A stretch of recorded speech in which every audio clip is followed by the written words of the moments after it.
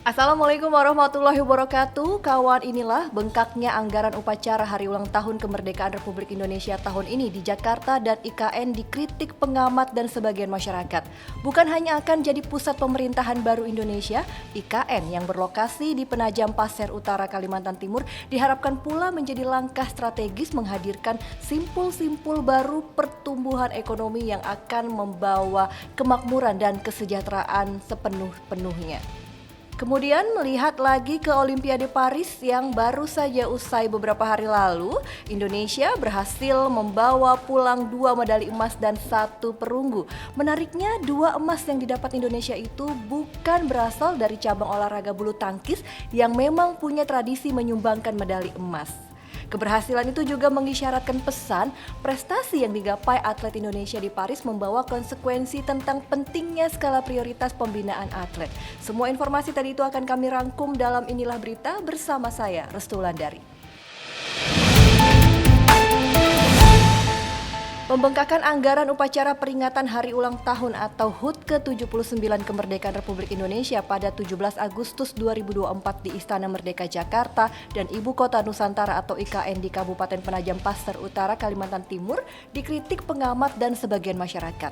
Kementerian Keuangan mencatat pada perayaan upacara HUT ke-78 RI pada tahun lalu, anggaran yang digelontorkan APBN hanya 53 miliar rupiah. Namun pada tahun ini selain di Jakarta, pemerintah akan menggelar hajatan peringatan HUT ke-79 RI di IKN. Upacara perayaan HUT kemerdekaan di IKN ini merupakan mimpi Presiden Joko Widodo jelang akhir masa pemerintahannya. Kementerian Keuangan menyebut untuk mewujudkan mimpi itu, pemerintah menggelontorkan anggaran hingga 87 miliar rupiah. Direktur Jenderal Anggaran Isa Rahmat Tarwata mengatakan anggaran perayaan Hari Kemerdekaan RI itu naik 64,15% dibandingkan upacara HUT RI di Jakarta tahun lalu. Pembengkakan anggaran ini pun belum termasuk untuk perayaan HUT RI di Jakarta. Sebagai informasi, upacara HUT RI tahun ini memang dilaksanakan di 2 tempat. Pertama, upacara kemiliteran di IKN yang akan dipimpin langsung oleh Presiden Jokowi. Kedua, hiburan rakyat di Istana Merdeka Jakarta yang dipimpin oleh Wapres Maruf Amin. Menurut Isa, kenaikan anggaran terjadi karena pengadaan alat-alat upacara dan kebutuhan sarana dan prasarana untuk menjamu tamu undangan. Pembengkakan anggaran pun sejatinya diakui Jokowi.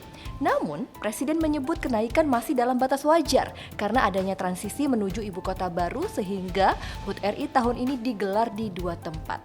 Sementara itu, Kepala Kantor Staf Presiden atau KSP Muldoko menyebut biaya mahal untuk perayaan HUT ke-79 RI di IKN sejatinya tak hanya dinikmati elit bangsa, tapi juga masyarakat bawah.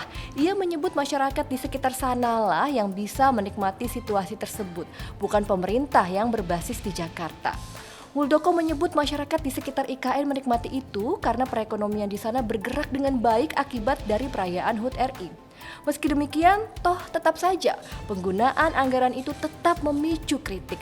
Salah satunya dari Direktur Center of Economic and Law Studies atau Celios, Bima Yudhistira. Ia menilai penggunaan anggaran fantastis hingga 87 miliar rupiah untuk perayaan HUT RI di IKN adalah bentuk pemborosan anggaran.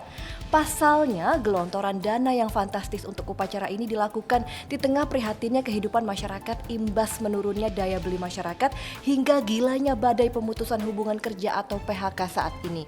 Untuk PHK misalnya, data terbaru Kementerian Ketenagakerjaan menunjukkan 44.195 buruh sudah menjadi korban PHK selama periode Januari hingga pertengahan Agustus 2024 ini. Angka ini melesat dibanding Juni lalu yang masih 32 ribuan. Menurut Bima, di saat banyak sekali masyarakat yang butuh perlindungan sosial untuk bisa mempertahankan daya belinya karena apa-apa semakin mahal, biaya kuliah yang semakin mencekik hingga gelombang PHK, pemerintah malah memprioritaskan upacara di IKN. Bima menyebut cara-cara yang tidak sensitif seperti ini makin menunjukkan kualitas dari APBN memang digunakan untuk belanja non-produktif.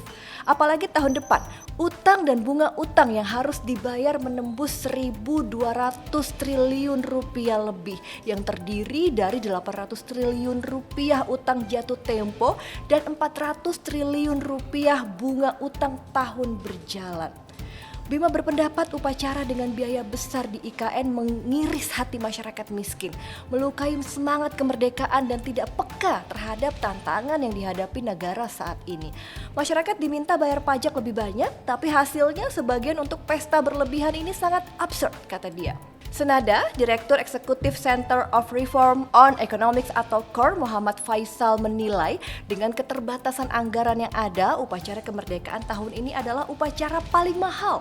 Menurutnya, upacara itu digelar hanya sebagai penutupan pemerintahan Jokowi demi meninggalkan warisan di IKN. Dengan kondisi ekonomi negara saat ini, Faisal menilai pengeluaran anggaran mencapai 87 miliar rupiah untuk sebuah perayaan kemerdekaan adalah sebuah pemborosan. Padahal di tengah pemborosan itu, katanya, pemerintah malah menekan anggaran lain untuk kepentingan publik. Ketika subsidi misalkan untuk masyarakat menengah ke bawah itu terus ditekan-tekan, dikurangi, kemudian juga dari anggaran untuk banyak kementerian atau lembaga termasuk untuk pelayanan publik yang banyak dikurangi, ini malah terjadi peningkatan anggaran yang bukan prioritas sebetulnya, jelas dia. Faisal tidak menampik bahwa perayaan kemerdekaan di IKN adalah sesuatu hal yang penting. Namun, ia menilai pemerintah seharusnya bisa lebih sensitif dalam merancang pengeluaran anggaran untuk upacara kemerdekaan tersebut. Sebab banyak pembangunan IKN yang masih belum siap bisa memicu pengeluaran yang lebih besar.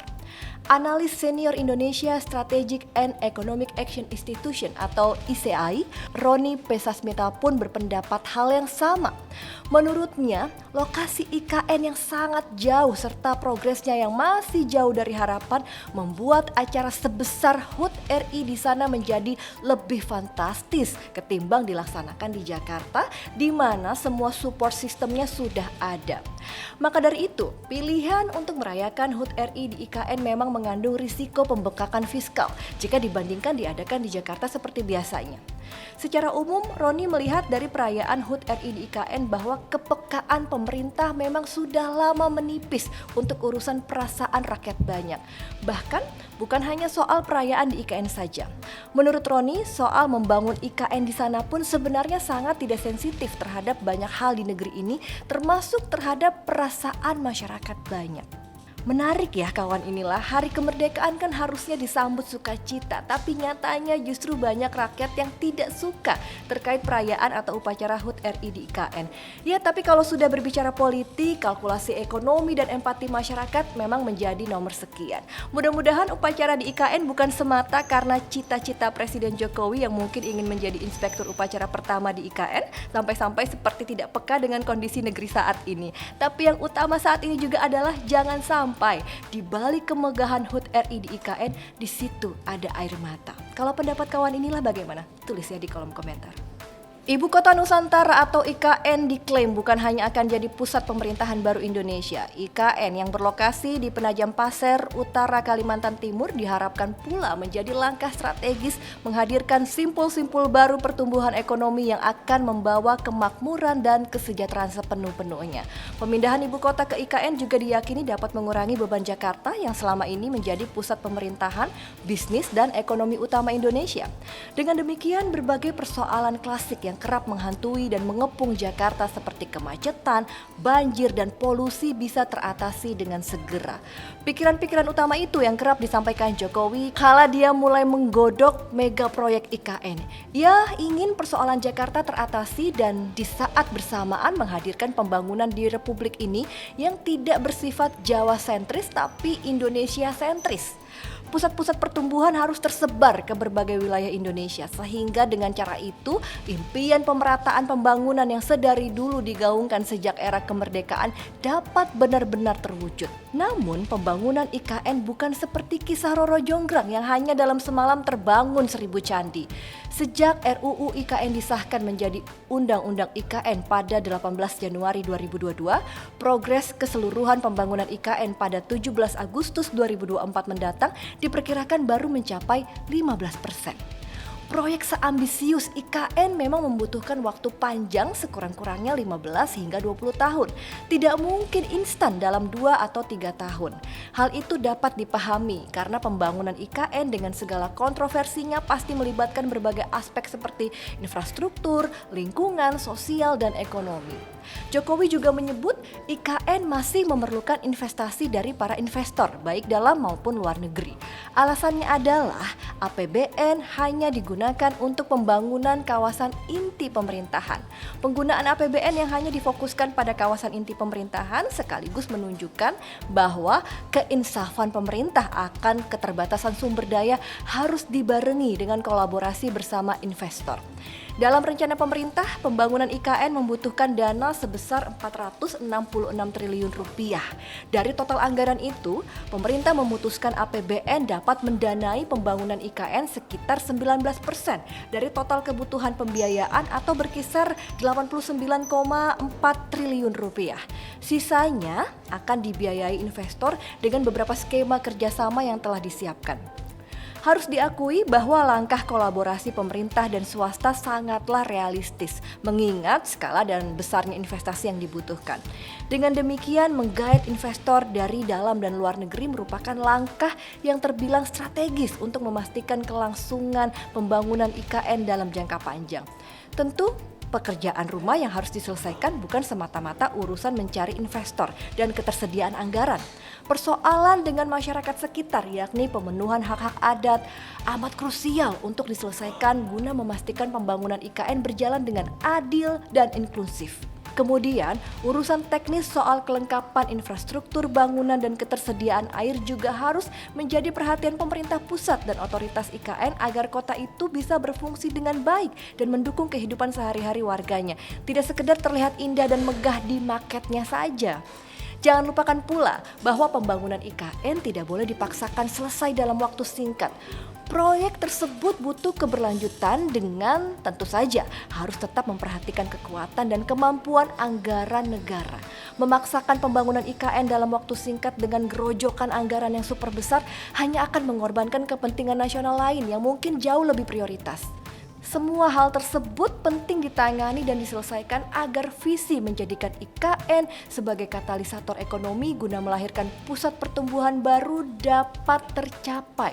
Momentum peringatan HUT ke-79 RI yang akan digelar di IKN mesti dimanfaatkan dengan sebaik-baiknya untuk memastikan IKN benar-benar menjadi simbol kemajuan dan kebangkitan ekonomi Indonesia. Peringatan HUT ke-79 RI di IKN juga bukan sekedar perayaan, melainkan sebuah deklarasi bahwa Indonesia sedang berubah menuju masa depan yang lebih baik. Apabila kemerdekaan telah dimenangi, pembangunan direalisasikan, saatnya pemerataan harus dicapai. Dan kepada rakyat Indonesia, tentunya mari kita bersabar melihat prosesnya ya, walau pasti akan lama.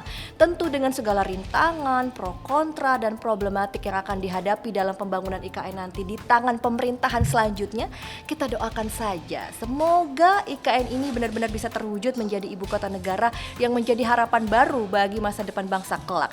Jadi nggak sayang-sayang ya anggaran yang sudah digelontorkan sekarang. Gimana menurut pendapat kawan inilah? Tulis di kolom komentar ya. Di gelaran Olimpiade Paris, Prancis kemarin, Indonesia berhasil membawa pulang 2 medali emas dan 1 perunggu. Raihan 2 medali emas tersebut mengulang capaian yang pernah dicetak kontingen Indonesia pada Olimpiade Barcelona, Spanyol pada tahun 1992 silam. Yang membuat perolehan Olimpiade Paris menjadi spesial adalah 2 emas yang didapat Indonesia itu bukan berasal dari cabang olahraga bulu tangkis yang memang punya tradisi menyumbangkan medali emas. Bulu tangkis memang masih menjaga tradisi medali Olimpiade, tetapi kali ini mereka hanya kebagian perunggu melalui Gregoria Mariska Tunjung di nomor tunggal putri. 2 keping emas Indonesia di Olimpiade teranyar ini justru diperoleh dari 2 cabang yang harus diakui tidak terlalu mendapatkan perhatian, yakni panjat tebing dan angkat besi. 2 atlet muda, Fedrik Leonardo di nomor speed panjang tebing dan Rizky Juniansah di kelas 73 kg angkat besi. Dengan gemilang mampu menyingkirkan rival-rival berat mereka sekaligus menyegel medali emas. Keberhasilan kontingen Indonesia itu sangat patut diapresiasi. Di tengah parade kritik, ada kalangan elit yang memilih cara instan dan jalan terabas menuju puncak, kita saksikan Fredrik, Rizky, dan Gregoria menjadi teladan nyata bagaimana kita seharusnya berjuang merenda prestasi untuk negara tercinta. Di antara berbagai sengkarut masalah ekonomi, hukum, dan politik yang terjadi di negeri ini, prestasi tim Olimpiade Indonesia itu ibarat oase yang mampu membangkitkan kebanggaan dan semangat nasionalisme masyarakat. Bagi sebagian orang, kegembiraan atas raihan 2 emas Olimpiade itu setidaknya bisa menyingkirkan sejenak kepenatan dan masalah yang tengah mereka hadapi. Kendati demikian, keberhasilan itu juga mengisyaratkan pesan prestasi yang digapai atlet Indonesia di Paris membawa konsekuensi tentang pentingnya skala prioritas pembinaan atlet. Pemerintah mesti mulai serius memperhatikan cabang-cabang olahraga non-tradisional yang sesungguhnya berpotensi menjadi mesin medali bagi Indonesia di ajang internasional. Tidak bisa dimungkiri selama ini perhatian dan pembinaan pemerintah terhadap cabang-cabang olahraga tidaklah setara. Cabang populer seperti sepak bola dan bulu tangkis mendapatkan atensi sekaligus fasilitas pendukung yang lebih memadai, sedangkan cabang yang tak populer kerap dinomorduakan bahkan dinomorsekiankan. Padahal di antara beberapa cabang yang tidak populer itu ada yang punya potensi menjadi penyumbang medali baik di ajang kejuaraan dunia maupun multi-event regional dan internasional. Karena itu apa yang diperlihatkan para atlet angkat besi dan panjat tebing dengan capaian tertinggi di Olimpiade Paris sejatinya bisa dimaknai sebagai sindiran keras terhadap pemerintah juga kepada publik yang selama ini seperti kurang menganggap penting mereka. Sungguh menarik apa yang dikatakan Ketua Federasi Panjat Tebing Indonesia Yeni Wahid seusai keberhasilan Fredrik menggait emas di Paris. Putri tertua Gus Dur itu menyebut bahwa perhelatan Olimpiade bukanlah ajang kawinan. Karena itu yang mereka harapkan dari pemerintah bukan cuma ucapan selamat, melainkan dukungan nyata untuk mengembangkan olahraga panjat tebing di Indonesia. Konsistensi program pembinaan menjadi kunci, tidak hanya dalam hal penetapan prioritas cabang olahraga, tapi juga konsistensi dalam hal penganggaran, mengingat proses pembinaan atlet yang terstruktur, sistematis, masif, dan berkeadilan memerlukan anggaran tidak sedikit. Dalam konteks ini, tak salah kiranya bila usulan yang pernah disampaikan komunitas olahraga yang meminta APBN diikat dengan mengalokasikan 2% anggaran untuk olahraga bisa dipertimbangkan lagi. Hanya dengan pembinaan yang serius di semua lini, kita dapat berharap akan lahir Fredrik baru atau Rizky baru. Tidak cuma di bulu tangkis, tidak hanya di angkat besi dan panjat tebing, para pahlawan seperti mereka harus bersemai dan berbiak di semua bidang. Jadi bisa ditarik kesimpulan ya, seperti yang tadi sudah disampaikan dari Olimpiade Paris ini adalah bahwa semua bidang atau cabang olahraga itu sama pentingnya, sama-sama berpeluang. Rizky, Fredrik, Gregoria sudah membuktikannya kemarin bahwa Indonesia bisa. Jadi pemerintah jangan deh tuh ya fokus pembinaan di bidang olahraga tertentu. Karena semua cabang olahraga memiliki kesempatan dan peluang menang yang sama besarnya. Dan kita sebagai rakyat Indonesia harus bangga dengan segala kerja keras dan pencapaian para atlet kita di Olimpiade Paris kemarin maupun di ajang manapun. Kalah menang itu hal biasa, bisa menang itu luar biasa. Dan jangan ya atlet kita kalau kalah diejek, menang juga masih dinyinyirin. Demikian inilah berita kali ini, jangan lewatkan inilah berita berikutnya. Selalu ingat juga ya kawan untuk like, komen, dan juga subscribe. Anda pun juga bisa ikuti update berita harian seputar politik, nasional, olahraga, sains, dan teknologi, hingga informasi, hiburan, dan gaya hidup hanya di inilah.com. Saya Restulandari, sampai jumpa, merdeka, dan wassalamualaikum warahmatullahi wabarakatuh.